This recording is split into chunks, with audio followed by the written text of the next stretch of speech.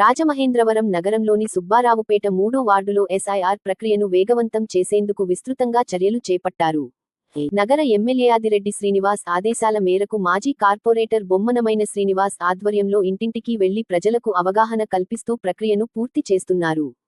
ఈ సందర్భంగా బొమ్మనమైన శ్రీనివాస్ మాట్లాడుతూ, స్లమ్ ప్రాంతాల్లో నివసించే పేద ప్రజలను కైలాస భూమికి తీసుకెళ్లిన సమయంలో అక్కడ కొందరు అధిక మొత్తంలో డబ్బులు వసూలు చేస్తున్నారని ఆరోపించారు. పేద ప్రజలను ఆర్థికంగా ఇబ్బందులకు గురిచేసే వారిపై అధికారులు వెంటనే చర్యలు తీసుకోవాలని ఆయన కోరుతున్నట్లు తెలిపారు. అర్హులైన ప్రతి ఒక్కరూ ఎస్ఐఆర్ ప్రక్రియలో పాల్గొని అవసరమైన వివరాలను నమోదు చేసుకోవాలని, ప్రభుత్వ సేవలను సద్వినియోగం చేసుకోవాలని ఆయన ప్రజలకు విజ్ఞప్తి చేశారు.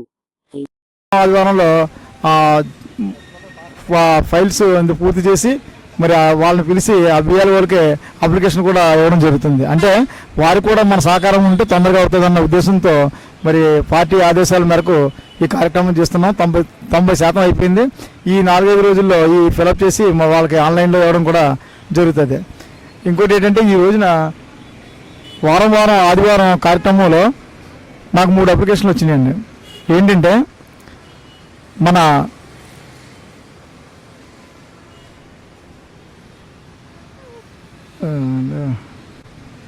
మరి ఎవరైనా చనిపోతే మన కైలాస భూమికి తీసుకెళ్ళడం జరుగుతుంది. కోటిలింగాల దగ్గరికి ఇక్కడ తీసుకెళ్ళడం జరుగుతుంది. మరి అక్కడికి తీరా తీసుకెళ్ళిన తర్వాత అక్కడ ఏం జరుగుతుందని అంటే, గొయ్యికి 1500 రూపాయలు అని చెప్పి పట్టపక్కన వెంకటరావు గారు బోర్డు ఇట్టారండి బయట. అలాగే వ్యాన్కి 500 బోర్డు ఇట్టారు.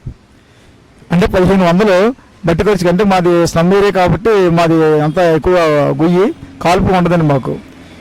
ఇలా జరిగితే ఈ 1500 రూపాయలు గొయ్యి కలవడం, 500 రూపాయలు వ్యాన్ కలవడం బాగానే ఉంది.